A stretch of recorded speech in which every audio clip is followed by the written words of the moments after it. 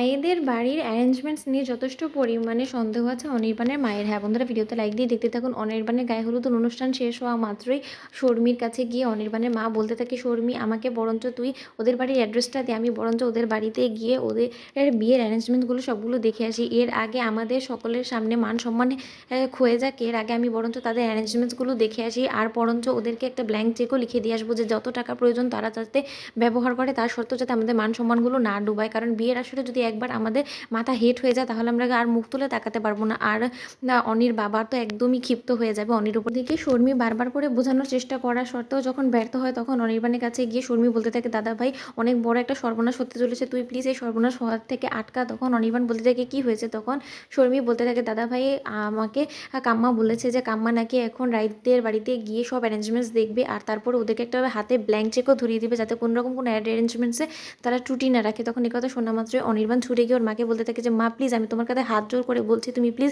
আমার বিয়ের আগে আর কোনো রকম কোনো বাধা সৃষ্টি করো না, কারণ তুমি যথেষ্ট পরিমাণে সিক্রেট অলরেডি করে ফেলেছো। তাই আমি তোমার কাছে হাত জোর করে এই অনুরোধটুকু করছি, আজকে বিয়ের উপহার হিসেবে না হয় তুমি আমাকে এই উপহারটা অন্তত দাও। তখন এই কথা শোনা মাত্রই শর্মিকে অনির্বাণের মা বলতে থাকে, ও ঠিক আছে, দাদা ভাইয়ের কান ভাঙিয়েও ফেলেছিস এতক্ষণ, আমি কি এমন খারাপ বলেছি? অনি বলতো আমরা যদি বিয়ের আসরে যাওয়া মাত্রই দেখি যে আমাদের গেস্টদের যথেষ্ট পরিমাণে ওরা আপ্যায়ন করতে পারছে না, তখন আমাদের জন্য কতটা লজ্জাদায়ক হবে, এটা তুমি ভেবে দেখেছো?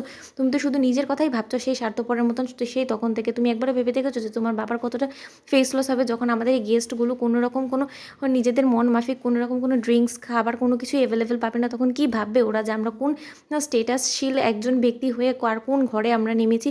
তখন তো সবাই আমাদের দিকে আঙুল তুলবে, তা সত্ত্বেও আমাদের তো তখন উত্তর দিতে হবে। তখন আমরা কি উত্তর দেবো? তখন তো নিশ্চয়ই তুমি অ্যাভেলেবেল থাকবে না, তখন তো তুমি উত্তর দিবে না, তোমার হয়ে তো আমাদেরকে উত্তরটা দিতে হবে। তখন আমরা কি মুখ দেখাবো বলতে পারো? তখন অনির্বাণ বলতে থাকে, তাহলে তোমার এই স্টেটাসশীল এত স্বনামধন্য লোকদেরকে তুমি কেন ইনভাইট করেছো মা, আমাকে বলো তো? আমি তো একবারও বলিনি তোমাদেরকে যে ইনভাইট করতে, তোমরা শুধু শুধু গায়ে পড়ে এরকম গেস্টদেরকে নিচ্ছ যাতে ওরা ওখানে গিয়ে এরকম একটা সিন ক্রিয়েট করে আর ওদেরকে হেনস্থা করা যায়, তাই না মা? তুমি ইচ্ছাকৃতভাবে কেন এই অশান্তিটা করছো বলো তো? আমি তো কিছুই বুঝতে পারছি না। তোমার যদি এটা মনে হয় যে না, তোমার ওখানে গিয়ে একদমই কমফোর্টেবল হবে না তুমি, তাহলে বরঞ্চ তুমিও যেও না, কারণ তোমাকে যেতেই হবে সেরকম তো কোনো কথা না। তখন অনির্বাণের বাবা এসে বলতে থাকে, আচ্ছা তাহলে আমরা যদি মা বাবা হিসেবে তোমার ওখানে না যাই তাহলে আমাদেরকে ইনভাইট করেছিলে কেন অনি? তুমি এখানে বলো তো? আমার তো মনে হচ্ছে যে আমাদের এখানে আসাটাই ঠিক হয় না, আসাটাই ভুল হয়ে গেছে। যদি অনির্বাণ বলতে থাকে, আসাটা ভুল হতো না যদি তোমরা আমার সাথে কোঅপারেট করতে, কিন্তু এখন তো দেখতে পাচ্ছি যে তোমাদেরকে ইনভাইট করে আমি অনেক বড় বিপদে পড়ে গিয়েছি। আমি সেই কখন থেকে চেষ্টা করছি যে তোমরা আর যাতে কোনো রকম কোনো সিক্রেট না করো, কিন্তু তার সত্ত্বেও তোমরা তো আসলে নাছোড় বান্দা, তোমরা কোনো কিছুই আমার কথা শুনবে না, তোমরা সেটাই করবে যেটা তোমাদের মনে বলে। আসলে